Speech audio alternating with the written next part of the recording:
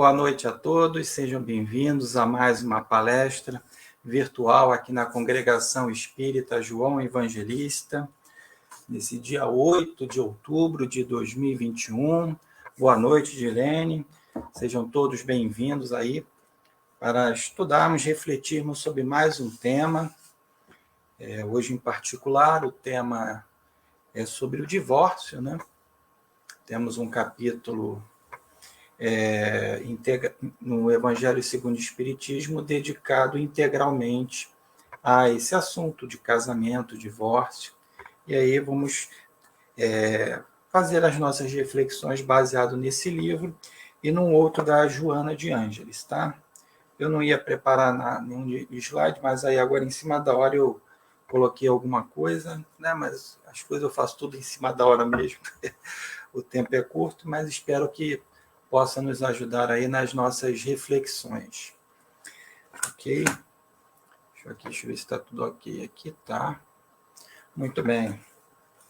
Vamos então começar fazendo a nossa prece de abertura. Ok? Boa noite, Tânia, seja bem-vinda. Vamos fazer a nossa prece de abertura. Ao final aí do estudo eu tenho um recado aí, um comunicado para fazer a todos que estão acompanhando as nossas lives. Até me lembrem aí, tá? O comunicado tal. Eu faço no final, que normalmente tem muitos que não estão chegando do trabalho agora e não pegam o início da palestra. Aí no final, acredito que tem mais pessoas, a gente faz o comunicado. Boa noite, Ginelza e Adilton, sejam bem-vindos. Vamos então fazer a nossa prece de abertura, para eu carregar aqui o meu slide e a gente começar o nosso estudo, tá? Mestre amado, amigos espirituais, obrigado pela oportunidade de realizarmos mais uma vez o estudo. Amigos espirituais, agradecemos muito o amparo durante esse trabalho, né, dos estudos virtuais, né, como alternativa em meio à pandemia, e que possa continuar nos amparando, nos inspirando, para que possamos cada vez mais nos tornarmos pessoas melhores, dando um passo de cada vez, começando sempre nos passos pequenos, para que possamos alcançar grandes passos. Pedimos então permissão para darmos por iniciado mais um estudo de hoje, que assim seja, graças a Deus. Muito bem, meus amigos, deixa eu carregar aqui o meu material.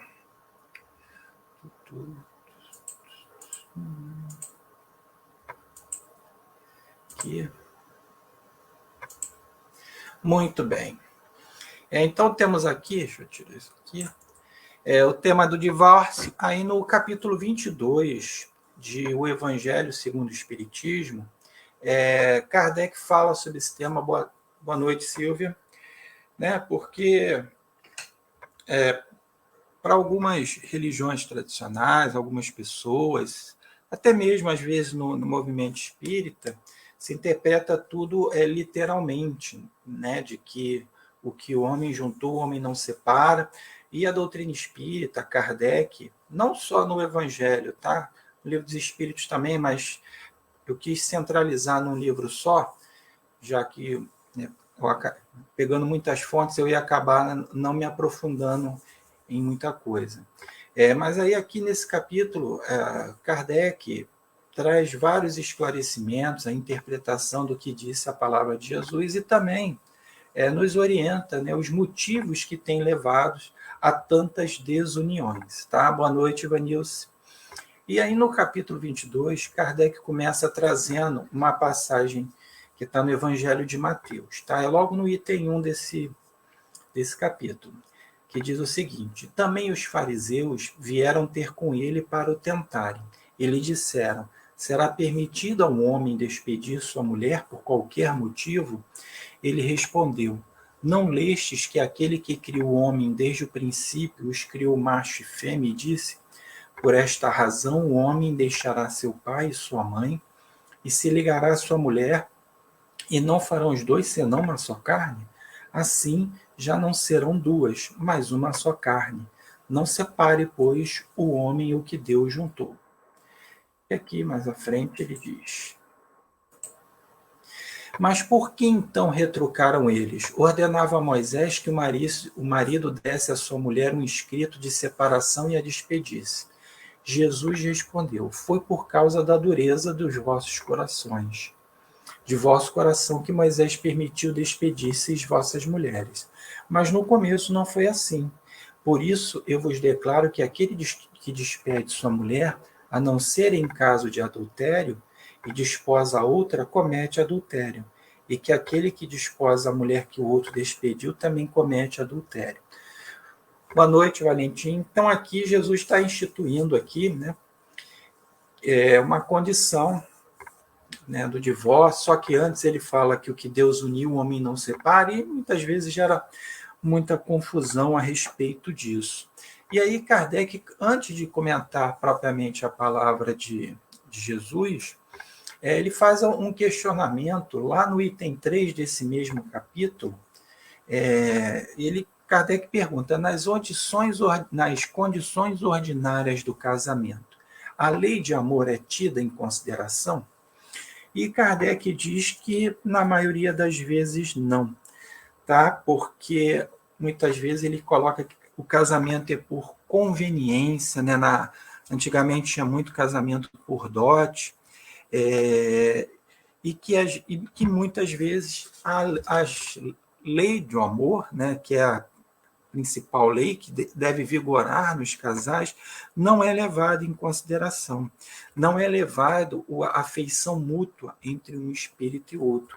É mais pela satisfação do orgulho do que do coração. É mais pelos interesses imediatistas, os interesses materialistas, às vezes até de conveniência, né? Kardec se debruça falando sobre isso, né, que o grande motivo, né, de boa parte dos conflitos entre casais é de que a lei de amor não é tida em consideração. Há também a precipitação. Antigamente, né, os mais antigos, se demorava um certo tempo, né? Por que existe o período de namoro, noivado e casamento? Justamente para que os casais possam se conhecer. Hoje em dia se está pulando muitas etapas, né? Hoje em dia, primeiro vem uma criança no momento fortuito, para depois, talvez, quem sabe, ocorrer a união. Então, tudo ainda é fruto do imediatismo, da satisfação da carne, e não das almas entre si. E Kardec, então, coloca o que é o divórcio, né? O divórcio é a lei humana que tem por objetivo separar o que já de fato está separado. Porque o que Deus uniu, o homem não separa. Porque uma união que está baseada no sentimento, né, da lei do amor, ninguém vai conseguir separar, porque o amor, o sentimento recíproco está ali presente. Tá? Não quer dizer que no divórcio não houve um amor ali presente. O que Kardec quer dizer é que o divórcio é uma lei humana, não é uma lei divina, que tem por objetivo separar o que de fato já está separado. Já não existe mais afinidade ali, possibilidade, a princípio, vamos falar sobre isso, de continuar aquele relacionamento. Então vem o divórcio para que cada um possa ter a sua oportunidade de ser feliz. Ele coloca isso no capítulo 22, no item 5. Boa noite, Nádia. E aí Kardec vem falar sobre a passagem que nós lemos ali no início, em que Kardec diz: nem mesmo Jesus consagrou a indissolubilidade absoluta do casamento. Não disse ele... Olá, Jardete Maria, seja bem-vinda. Jesus, não disse ele, foi por causa da dureza dos vossos corações que Moisés permitiu despedisseis vossas mulheres.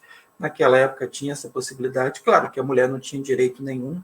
O homem que poderia despedir a mulher, né? E ela não podia se casar novamente, e nenhum outro poderia casar com ela. Tinha todo esse rolo aí, né? As mulheres tinham muito menos, não tinham direito a nada. E por que Jesus fala isso, então? Foi por causa da dureza dos vossos corações. Por quê? Porque não predominava, né, a afeição mútua. E então, para não terminar, Kardec até coloca algo que é muito atual, para que não haja, surgir até crime, né? Ele proíbe da esposa da mulher até para que não ocorra algo pior, né? Como um crime, por exemplo, a gente vê os casais hoje em dia, né? A violência contra a mulher no casamento, né? Um casamento pautado na violência, né? O homem contra a mulher. Então, né, visto isso, foi permitido que os homens despedissem as mulheres. As mulheres não tinham direito nenhum naquela época. E aí, Kardec levanta essa pergunta: mas Jesus instituiu uma pena de que ninguém poderia, essa mulher não poderia casar novamente. Só que, o que Kardec explica? Naquela época, qual era a punição para uma mulher adúltera? Lembramos bem da passagem da mulher, né, que ia ser lapidada, né, ia ser apedrejada. Então, esse era o castigo, a pena para um crime, vamos dizer assim, de adultério, né, na mulher. Que até Jesus fala, né, quem não tem pecado, atira a primeira pedra. E aí Jesus, naquela época, um povo ainda bem rústico, não teria como dizer que era perdão, para não, né, que cada um tinha os seus direitos, que aquele povo não ia ouvi-lo. Então, ele substituiu uma pena de lapidação por uma pena mais branda, né, que era não poder o casamento, sabendo que mais à frente essas leis iam evoluir como evoluíram até hoje, né, embora ainda há muita coisa que as mulheres ainda precisem ter o espaço que não é dado, mas comparado àquela época, houve uma grande evolução. Então, por isso que Jesus substitui uma pena muito dura por outra. Né? Mas Jesus fala que no início não era assim. Né? Quando não estávamos movidos pelo egoísmo, não era assim, não tinha essa necessidade. E aí, para nos aprofundarmos mais em relação à temática, né, dos relacionamentos, né, fazer uma terapia de casais aqui, eu fui buscar no livro da Joana de Ângeles, intitulado SOS Família, como o próprio nome sugere, são uma coletânea de textos dos livros da Joana e de outros espíritos que falam sobre essa temática de família, e tem alguns capítulos dedicados ao casamento, ao divórcio. Na época que o livro foi publicado, ainda não tinha o divórcio, que foi algo recente, era o desquite, mas, enfim, a temática ela ainda é atual. A Joana diz o seguinte, que na sua generalidade, em geral, o matrimônio é laboratório de reajustamentos emocionais, oficina de reparação moral. Porque nós estamos no mundo de provas e expiações. Então, é um planeta predominantemente habitado por espíritos de terceira ordem, né, como eu. Então, em geral, é um laboratório para nos reajustarmos emocionalmente e ter o trabalho de reparação moral, através dos quais espíritos comprometidos se unem para elevados cometimentos no ministério familiar. Então, há todo um planejamento, né, para que possamos nos unir aqui por os nossos cometimentos, para o que é para aquele dentro do nosso planejamento reencarnatório. É claro que o planejamento reencarnatório existe as possibilidades, as flexibilidades, mas nós sabemos que o acaso não existe, os convívios, né, os encontros e reencontros, eles não surgem por acaso. Tá? E aí a Joana vai falar que existem a grosso modo, dois tipos de união. O que é mais raro aqui na Terra é esse aí que ela fala. Sem dúvida, reencontro de espíritos afins produzem vida conjugal equilibrada, em clima de contínua aventura, através da qual missionários do saber e da bondade estabelecem a união objetivando nobres desideratos, em que empenham todas as forças, né?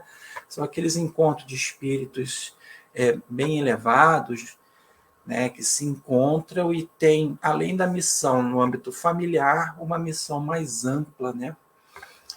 que empenham com todas as forças. A gente lembra aí nesse mês, né, nascimento de Allan Kardec, foi dia 3, né, o Allan Kardec e Amélie Boudet, né, dos espíritos de alta estirpe aí, que se reencontraram aqui e desempenharam um papel fundamental, né, principalmente a Amélie Boudet ali, que não aparece tanto, mas ela teve uma grande contribuição para que o trabalho de Kardec tivesse o êxito que teve. Né? Mas isso aí, vida conjugal equilibrada, né, no planeta Terra, é algo que ocorre, mas sempre existe aqueles momentos, de maneira geral, momentos de crise. Né? Não quer dizer que nenhum casal é equilibrado. Não, existe equilíbrio, mas todos passam para aqueles momentos de crise, né, que faz parte do convívio, né, de duas pessoas. E aí ela fala, outras vezes, programando a elaboração de uma tarefa relevante para o futuro deles mesmos, se penhoram numa união conjugal que lhes enseje reparação junto aos desafetos e às vítimas indefesas do passado, para cuja necessidade de socorrer e elevar compreendem ser inadiável. Então, se une para ajudar, para reparar junto aos desafetos que vêm, muitas vezes, como filho, irmão, enfim.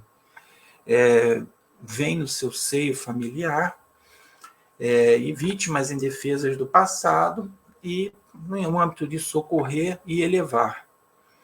E há essa necessidade, então chega um momento que se torna-se inadiável essa necessidade de reajustamento.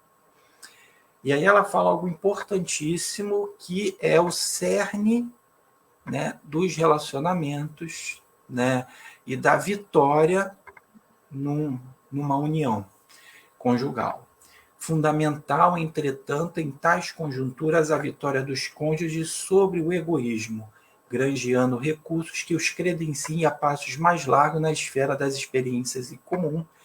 Então, é preciso a vitória dos cônjuges, não é de apenas um deles, sobre o egoísmo, porque o casamento é você conviver com outro que muitas vezes tem pensamentos diferentes, tem gostos diferentes, tem um modo de ser, e se não houver diálogo, cada um ceder um pouco, fica muito difícil que aquele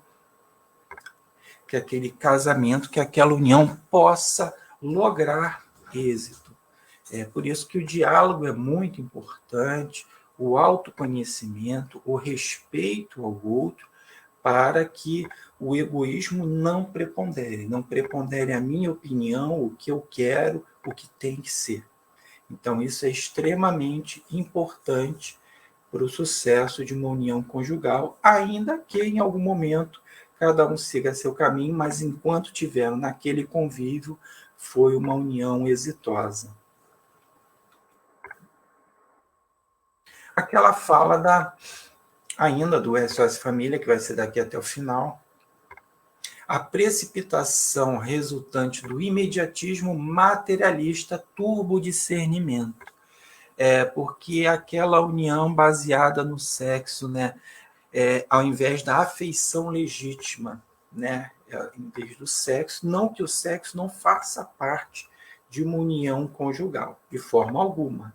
Sexo e energia é para a plenitude do ser, no entanto, o sexo é uma parte da união conjugal que deve estar permeada pela lei do amor. Só que nós colocamos sempre o sexo, a atração física, na frente de tudo, justamente pelo imediatismo materialista.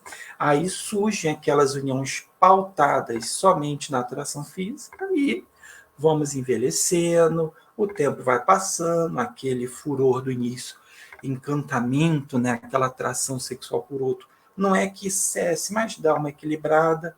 E se você não pautou o seu relacionamento pela afinidade de almas, pelo que o outro tem por dentro, somente pelo exterior, pelo sexo, certamente isso vai ter um fim bem cedo, né? Não vai prosperar, né? Vai ser uma união que vai haver um desgaste muito grande entre os cônjuges. Por quê? por causa do imediatismo materialista, que acaba a gente no pensamento somente na união sexual, né, no sexo, a gente fica com o nosso discernimento, nosso senso, né, a nossa razão turbada, como a Joana coloca aí, né, e em algum momento esse discernimento vai surgir e a gente vai se dar conta, né, do que fez, né, magoou o outro, se magoou, os dois se machucaram, né, um tempo ali que foi desperdiçado, quando na realidade até poderia dar certo aquela união, mas se desse tempo para que um conhecesse o outro e que se despertasse antes, né, na união sexual, a afinidade entre os cônjuges. E ela fala aqui que, mais uma vez, do egoísmo, que ele é a causa preponderante nos desajustes conjugais, que se concede valores e méritos superlativos em detrimento do parceiro a quem se está vinculado. Porque é aquilo, né? Eu sou mais importante, eu tenho mais méritos, o que eu falo, a minha opinião é mais importante do que a do outro, né? Isso acontecia muito no passado e ainda hoje, principalmente nas famílias patriarcais, né? Que o homem era o detentor do poder, era o dono da mulher, e acaba a união pautada nisso, né? Em conceder valores e méritos superlativos, quando todos têm a mesma importância, né? Afinal, são duas pessoas que se unem, né? Não existe uma pessoa mais importante com maior valor do que a outra. Quando a união se pauta nisso, ela não tende a render frutos, porque ou vão gerar conflitos, né, porque o outro não vai concordar, ou a outra, e aí o relacionamento vai se desgastando, ou um vai ficar submetido ao outro, e não vai ser feliz, né? A submissão ao outro, isso não é amor, né? E aí não vai ser feliz, em algum momento isso pode eclodir, né? Se não eclodir, vai ficar uma amargura muito grande naquele companheiro, naquela companheira que se submete ao outro, né? Então é importante analisar, né, o seu papel, o meu papel dentro de um relacionamento. Como é que eu estou me comportando? Será que eu dou o valor devido ao meu companheiro, à minha companheira? Ou não? Será que eu estou preponderando sempre primeiro eu, depois eu e depois eu? Então, a Joana de Ângeles nos traz essa reflexão aí. E o que acontece, né, em muitos relacionamentos quando não é ligado por uma afeição mútua, né, e sim pelos interesses imediatistas? Os nubentes fogem desavisados um do outro, a princípio pela imaginação, depois pela atitude. Então você começa mais a viajar, a pensar em outra pessoa, ou não dá nem a mínima para o seu relacionamento, né? Começa a viajar, esquece, né, os compromissos familiares, só que depois isso vai se tornando mais grave e começa as atitudes. E aí começam os desgastes, as brigas, as ofensas morais, quiçá ofensas físicas aí, tá? Por que desavisados? Né? Porque não se dá conta disso, fica turbado pelo desconhecimento, né? Por não entender a importância de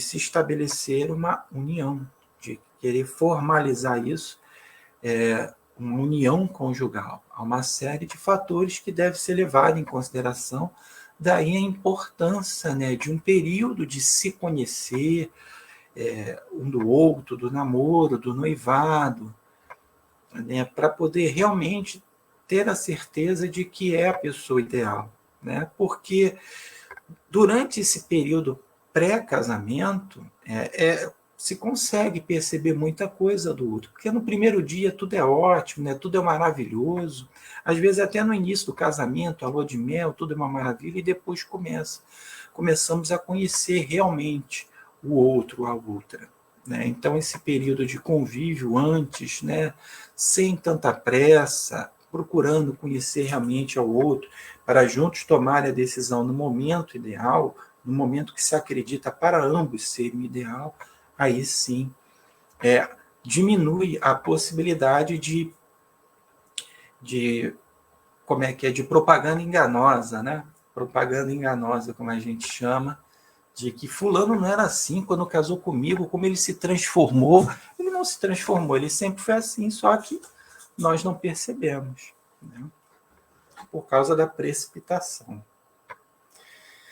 Aqui é uma parte legal desse livro, do SOS Família, né? Que esse livro aqui, ó, tá? SOS Família, que eu até sugiro, tá? Tem vários temas aqui, tem sobre filhos também, enfim. Ela dá alguns sinais para que as uniões, antes de que se desajuste de vez. Então, perceber alguns sinais durante o relacionamento que ligam o sinal amarelo antes que agrave a dificuldade na união conjugal, que aí, porque muitas vezes se termina um casamento que era viável, né? Por precipitação, banalização, né? Hoje em dia é tão mais fácil se separar do que era antigamente, né? E aí falando no âmbito da jurisdição, no âmbito jurídico, que é tão simples, eu não gostei, casei, troco, vai com outro, outra, assim, por aí vai, que acaba banalizando a questão da união conjugal. E não é bem assim, né? Quando você se une ao outro, você tem uma responsabilidade com aquele outro. E aí o que você causa naquele outro, né? Naquela outra, é de sua responsabilidade também.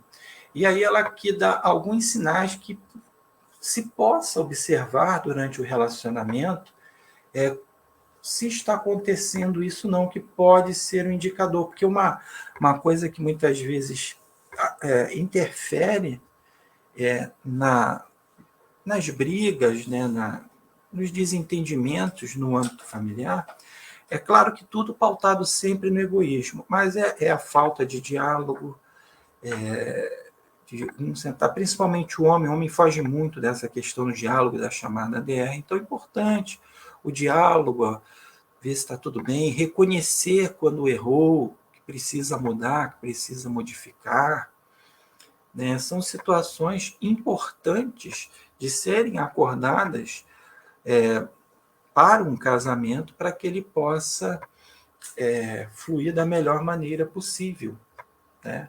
Lembra que depois vêm filhos, às vezes os filhos já vêm antes do casamento, então os fatores só vão somatizando. Então, quanto antes os casais chegarem a um acordo comum com relação a isso, é mais importante. Então, vamos lá. Vamos ler cada um aqui e comentarmos, explanarmos mais sobre o que a Joana nos coloca aqui. Uma das situações que ela coloca é silêncios injustificáveis quando os esposos estão juntos. Porque quando o casal está junto, é normal que eles se falem, se olhem, se abracem, se beijem, riam. E aí, quando estão juntos, aquele silêncio... Hoje em dia, né, quando ela escreveu esse livro, ainda não tinha o celular, né, porque a edição que eu tenho aqui já é antiga, mas acho que a primeira edição foi em 94, parece. Enfim, ainda não tinha o celular, ou pelo menos não tinha assim como nós temos hoje. Então, se ela colocasse, talvez atualizasse essa daí, né, ela colocaria ficar um sentado um perto do outro assim, cada um no seu celular, né? Olhando ali, cada um no seu celular, vendo seu filme, a sua série, a sua programação, mexendo no Zap, né? Como que é assim um casal em que esse silêncio injustificável, porque às vezes está em silêncio porque vocês estão vendo um filme, né? Estão numa situação, às vezes os filhos estão dormindo, enfim. Há motivos justificáveis para silêncio. A Joana está falando injustificáveis, né? Então já é um indicador, né? A esposa chega do trabalho, o esposo chega, cada um vai para o seu canto. Então, já é um indicador de que está havendo. Então, alguém tem que tomar a iniciativa, puxar um assunto, perguntar como é que foi no seu trabalho, como é que foi o seu dia hoje. Enfim, precisa alguém cortar esse silêncio, interromper esse silêncio, né? E aí cabe ao outro também fazer a sua parte. Um outro aspecto que ela coloca: tédio inexplicável ante a presença do companheiro ou da companheira. Ora, como é que você vai ficar entediado ao lado daquela pessoa que você elegeu a priori para o resto da sua vida, aquela pessoa que você jurou lá na cerimônia, né, ou lá no civil, de fazê-la feliz, na alegria, na tristeza, momentos lindos no namoro, no noivado, na lua de mel, e de repente você sente um tédio antes da presença do companheiro ou da companheira. Como que a presença dessa pessoa a quem você diz que ama te causa tédio, ao passo que você, ao lado dos amigos, das amigas, se sente super bem, até aliviado ou aliviada em estar longe da sua companheira ou do seu companheiro, daquele traste, né?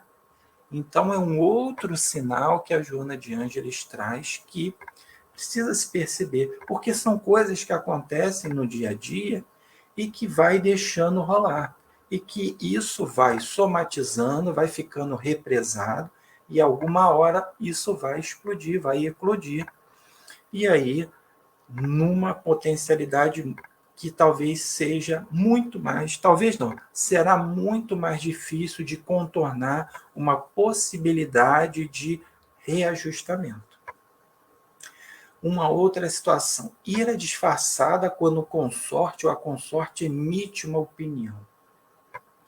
Né? Quer dizer, o companheiro ou a companheira dá uma opinião, você fica extremamente irritado ou irritada com a opinião do outro. Quer dizer, olha o egoísmo aí presente, você sequer quer ouvir a opinião do outro ou da outra. Né? Então é um outro sinal de que algo precisa ser revisto. Não há um diálogo. A gente vê claramente aí que a ausência do diálogo ela está permeando todas esses indicadores aí. Né? E você fica irado, provavelmente o seu marido, sua esposa, seu companheiro, sua companheira também fica, e aí o que era apenas a emissão de uma opinião, né? Você pode concordar ou não, mas desperta uma ira, lembrando que além de comprometer um desgaste no relacionamento, você compromete a sua saúde física e psicológica. Né? Sabemos, né, que sentimentos como ódio, ira, até a própria medicina, né, a ciência já fala que faz mal, porque liberamos toxinas, né, no nosso corpo. Olha só o problema que gera. Muitas vezes essa ira ali, quando o companheiro ou a companheira deu uma opinião, ali, na realidade, muitas vezes já é o estopim. Já é algo que vem numa crescente, que ali foi um estopim. Muitas vezes, às vezes nem é com o companheiro, com a companheira. Às vezes é algum problema exterior que a gente não compartilha com a pessoa, com aquela com quem você está convivendo, fica somatizando isso e acaba depois descontando no marido, na esposa, nos filhos. Né? Então é algo a se pensar. Se tem algum problema, conversa, se abra, né? Com a sua esposa, com o seu marido, com alguma pessoa da família, enfim, para que não chegue a esse ponto. E muitas vezes, até, infelizmente, né, a gente tem visto muitos casos, né, da violência, no caso do homem com a mulher. E essa ira, então, ela se transforma, né, em violência física, psicológica e moral. Né? E não é, muitas vezes, por causa de ira, de relacionamento, muitas vezes é a pessoa que é assim, é o homem que é assim, Infelizmente, né, ainda há muito disso, dessa violência contra a mulher, é uma luta muito intensa. Então, procura identificar isso, né, em você, tá, para que não descambe para algo muito pior. Tem mais, ó. São vários fatores, tá? Ela coloca a saturação dos temas habituais versados em casa, fugindo para intermináveis leituras de jornais ou inacabáveis novelas de televisão. Isso naquela época, né? Leitura de jornal e novela, né? Hoje em dia se vai para o Zap, vai para o YouTube, né? Embora eu ainda tenha o hábito de ler jornal fisicamente, final de semana, os alunos até me zoam, falam, pô, isso é coisa de velho, já não faz mais. Mexeram comigo, né, no dia do idoso, me deram os parabéns, falei, ó, cuidado, né, eu vou corrigir as provas, hein, eu sou rancoroso. Mas se fosse hoje em dia, né, essas fugas, né, quer dizer, os temas habituais já não satisfazem, e aí começam as fugas, que é o que a gente leu no início, né? Primeiro no âmbito da imaginação e depois no âmbito da atitude. Então, vai um ler o jornal por um lado, o outro vai ver as inacabáveis novelas, né? E aí o problema fica ali a ser resolvido. Por que essa saturação dos temas habituais? Né? Por que a saturação de que quando o companheiro ou a companheira vem falar do seu trabalho, por que isso te satura? Né? Por que, que a esposa vai falar de como estão as crianças, ou o marido vai falar como estão as crianças, o outro, a outra, não quer saber? E aí acaba fugindo, porque isso aí é uma fuga. Né? O problema está ali e aí o casal foge, vai cada um para um lado para não se estressar, como se diz assim. Só que o problema persiste ali. E aí as conversas vão ficando naquele primeiro tópico lá, dos silêncios injustificáveis. Irritabilidade, ponto mais, sempre que se avizinha do lar. Sabe aquela situação que você faz de tudo para chegar tarde em casa?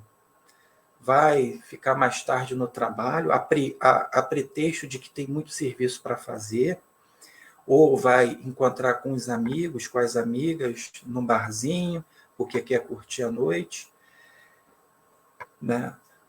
Fazendo o possível de chegar o mais tarde possível no seu lar, preferindo até que o companheiro ou a companheira já esteja dormindo, essa irritabilidade. Então é algo que se vê. Não que um companheiro ou a companheira tenha necessidade de um dia ficar até mais tarde no trabalho, queira sair com os amigos, com as amigas, faz parte. Né? É importante esse convívio. Mas o que move isso? Qual o meu sentimento? É uma fuga? É para fugir do lar? É para não querer encontrar aquela pessoa com quem eu convivo? Isso é frequente? Então, é algo aí para se pensar. Né? Não tenho respostas para os outros. Né? Cada um encontre as suas respostas, as suas indagações. Né? Pode estar se identificando com um ou com o outro, ou com nenhum, espero que nenhum aí. Né? Mas, às vezes, divórcio nessas situações é mais recomendável. Sim, Dilene, vamos chegar nesse ponto. No caso de violência, por exemplo, né? Não há outra alternativa. No livro do André Luiz, por exemplo, tem um caso desse tipo, que o marido ia matar a mulher. Vamos chegar nesse ponto, os casos em que o divórcio realmente é a melhor situação. Né? Com certeza, principalmente no caso de violências domésticas, para isso, para não evitar os extremos. Às vezes nem precisa chegar a evitar o extremo, às vezes realmente já não tem mais aquela afinidade, né? E aí fica um casal triste, né? Uma tristeza, e aí cada um se dando uma oportunidade novamente. A Joana de Ângela fala isso, vai ser o finalzinho. Aliás, eu vou dar uma acelerada. Obrigado aí pela contribuição, Dilene, é isso mesmo. Desinteresse pelos problemas do outro, né? É tão legal quando um chega, conta suas dificuldades, problemas, e o outro se interessa, né? Quando já não há um interesse pelos problemas do outro, porque aquele outro não tem importância para você. E aí? Vamos refletir sobre isso. É importante o interesse pelo problema do outro. A gente não vai... um não tem a capacidade de resolver o problema do outro, mas certamente pode ajudar. Também cabe ao outro também compartilhar os seus problemas, os seus anseios, as suas inquietações, falta de intercâmbio de opiniões, né? Então, querer sempre prevalecer a opinião de um, né? Um querer estar sempre acima do outro. Então, tem que haver um intercâmbio de opiniões.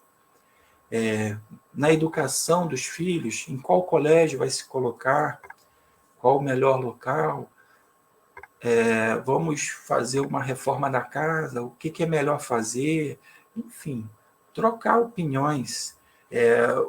O filho, a filha está com esse problema, o que fazer? Então, são situações que precisam ser conversadas. Atritos contínuos que atinham fagulhas de irascibilidade, capaz de provocar incêndios em forma de agressão desta ou daquela maneira.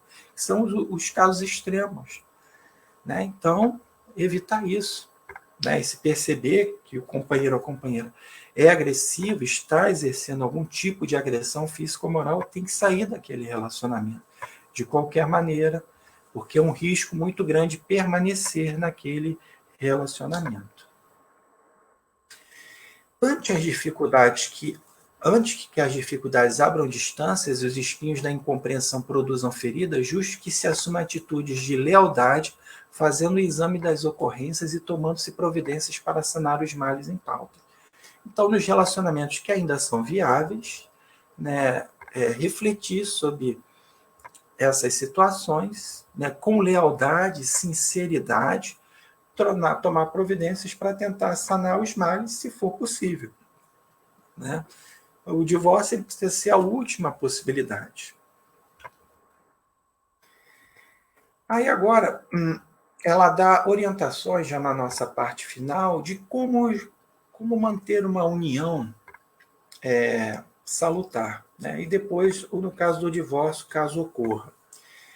Honestidade, lavrada na sensatez, manda abrir-se o coração um para o outro, consegue corrigir as deficiências e reorganizar o panorama afetivo. Honestidade, né? Errei, cometi esse erro, preciso falar, precisa se abrir o coração com honestidade. Olha, eu não sei porque eu não tenho mais interesse em você, não gostei disso que você fez, enfim.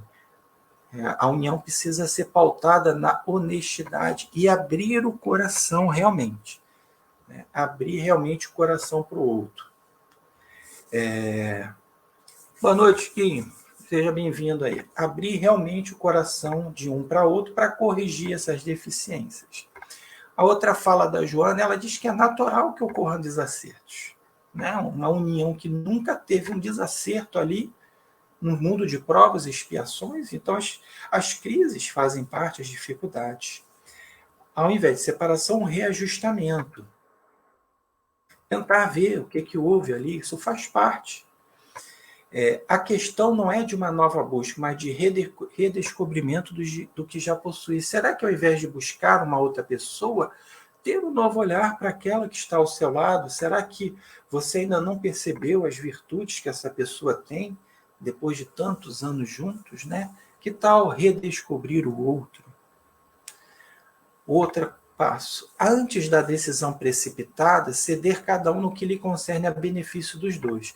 Então, antes de tomar a decisão, antes de se precipitar, não se precipitar. Se tiver que tomar a decisão, mas antes tenta cada um ceder da sua parte, em benefício do outro. Né? Veja a situação que está causando conflito.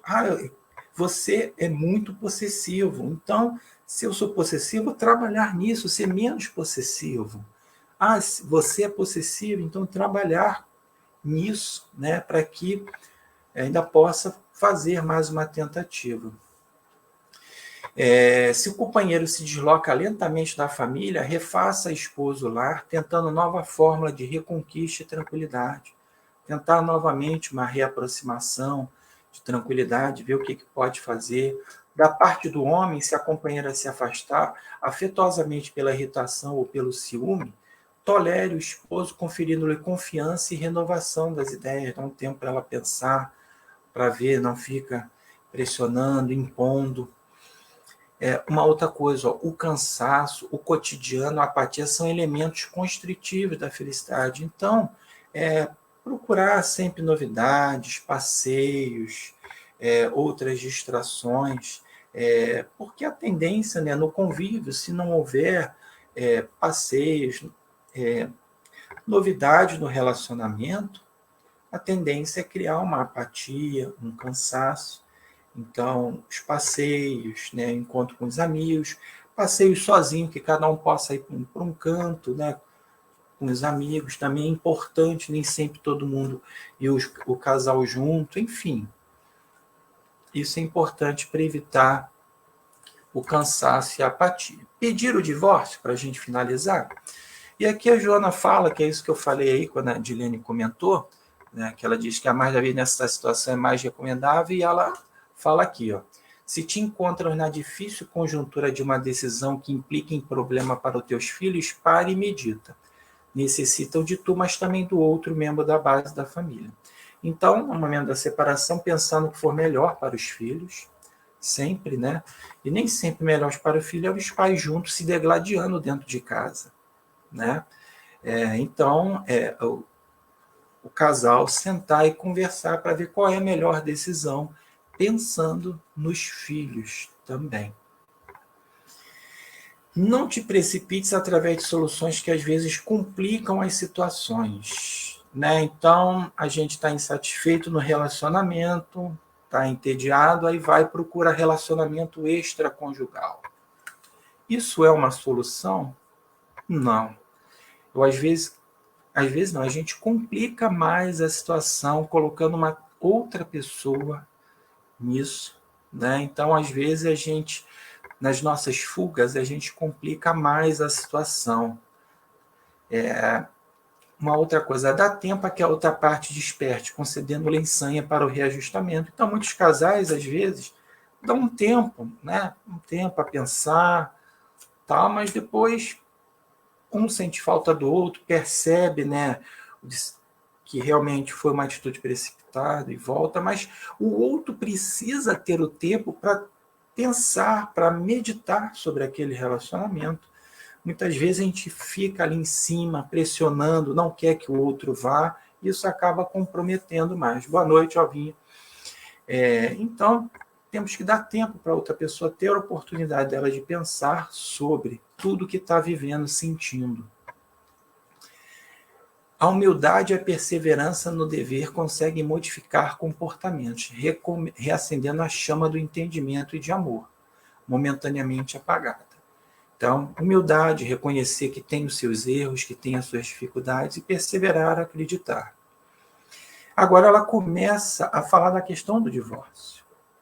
Não te apegues ao outro, porém até a consumação da desgraça. Não posso me separar, o que Deus uniu, o homem não separa. Não é isso. Né? Não é para se apegar ao outro até a consumação da desgraça. Que desgraça pode ser? Pode ocorrer até o pior, a morte, a desencarnação. Mas existem outras desgraças que antecedem. Então, por que você vai esperar até a consumação da desgraça, acreditando no relacionamento que não é mais viável, né? Em que um machuca o outro, ou somente um está machucando o outro? Então, não é para você se apegar ao outro, né? Até o fim, querer segurar o outro até o fim, né? É igual aquele propaganda, né? Desapegue. Uma outra coisa, alguém mais não te deseja, não quero mais ficar com você. E aí o que a Joana fala? Se alguém não mais deseja espontaneamente seguir contigo, não te transforme em algema ou prisão. Quantos relacionamentos, um quer sair do relacionamento e o outro funciona, age como uma algema ou uma prisão. Existem os relacionamentos abusivos também, os homens com as mulheres, mas existem outros também em que seja o homem ou a mulher fica ali perseguindo o ex-companheiro ou a ex-companheira, nessa relação doentia. Então, se o outro não quer espontaneamente continuar o relacionamento, não nos transformemos em algema ou prisão. Deixemos seguir o seu caminho. cada ser ruma pela rota que melhor lhe apraz e vive conforme lhe convém. Então, cada um sabe o que melhor lhe apraz. Estará, porém, onde quer que vá, sob o clima que merece. Então, se essa pessoa vai porque encontrou uma outra pessoa, ou até um relacionamento extraconjugal, e aí se largou, ela vai viver sob o clima que ela merece. Quanto a nós, tenha paciência e confie em Deus. E aqui, para a gente finalizar, uma mensagem da Joana, para quem já conviveu de um momento de separação e que fechou o coração, só pensa no outro, não quer mais saber de nada, o que ela diz, ó, se estiveres a sós e não dispuseres de forças, concede-te outra oportunidade que enobrecerás pelo amor e pela dedicação. Olha aí, se dê outra oportunidade. O fato de uma união não ter sido a melhor para você, não quer dizer que você não possa encontrar uma outra oportunidade que você vai enobrecer pelo amor e pela dedicação. Quantos casais que encontraram o grande amor no segundo casamento, no segundo relacionamento, terceiro, enfim, é uma busca. O que a mensagem final é que não devemos banalizar o divórcio, a separação. Devemos envidar os esforços da nossa parte para tentar restabelecer aquela união, mas não ficarmos até a consumação da desgraça. Então, se o casal achou por bem, ou um dos membros, não continuar a relação, que cada um siga seu caminho, que termine com uma relação de amizade. É tão legal ver ex-marido, ex-mulher se dando super bem, visitam um ou outro, fala com o atual marido, a atual mulher, se dão super bem. Então, é isso, né? Que termine de uma forma prazerosa. E que, se caso você estiver num relacionamento realmente abusivo, que você tome atitudes e saia disso, se for o caso, até denuncie, faça o que tiver que ser feito. Tá? Mas é principalmente essa mensagem aí de que pensarmos muito bem antes de uma união, se conhecer bastante aquela pessoa que você pretende escolher para conviver com você durante a sua existência. Tá legal, meus amigos? Vou fechar aqui. Terminamos aí as nossas reflexões. É claro que teríamos muitas outras, né? Mas aí para o nosso tempo precisamos aí administrar o nosso tempo. Já estamos chegando no final. Muito bem.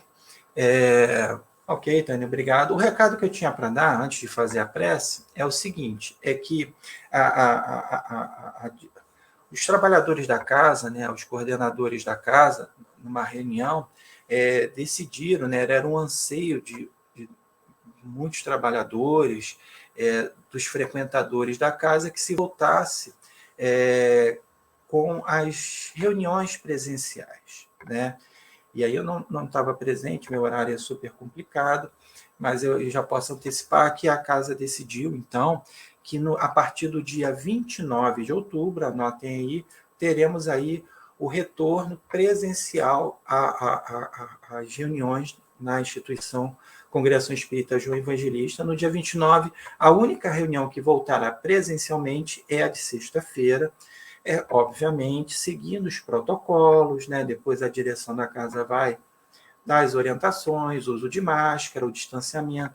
A reunião vai ser num tempo um pouco menor, não vai ter aquele momento que a gente gosta tanto ali no encerramento, daquele lanche, né? Aquele bate-papo, mas já é um primeiro passo para que possamos retornar a esse novo normal, termos a oportunidade de estarmos na Casa Espírita João Evangelista, tá? E aí, consequentemente, as nossas lives aqui se encerrarão uma semana antes, no dia 22, tá legal? Então, tivemos hoje, vamos ter a do dia 15 e a do dia 22, e aí a partir do dia 29 será presencialmente, tá legal? Mais à frente teremos novas informações, mas já é certo que no dia 29 de outubro o estudo de sexta-feira já será presencial, graças a Deus, né?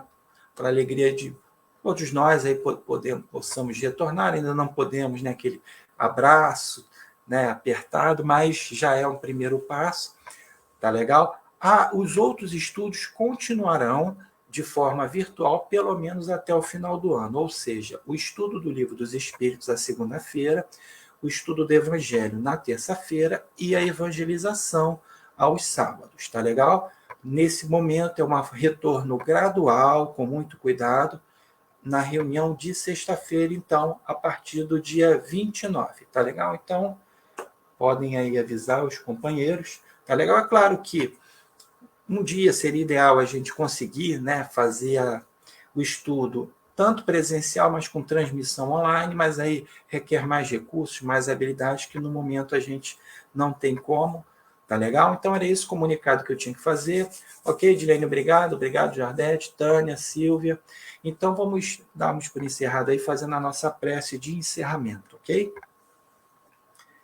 Né, chamado, amigos espirituais, obrigado pela oportunidade de realizarmos mais esse estudo, essa reflexão importante sobre as uniões conjugais e que possamos sempre nas nossas uniões pautá-la pela lei do amor, seja ela a união entre casais, pai, filho, irmãos, amigos, sempre a lei do amor possa preponderar.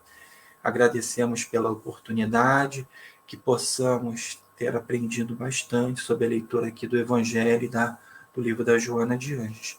Pedimos então permissão para darmos por encerrado esse nosso estudo de hoje. Muito obrigado e que assim seja, graças a Deus. Ok, meus amigos. Ok, Valentim, obrigado a todos. Tenham uma boa noite aí, um bom final de semana. Tchau.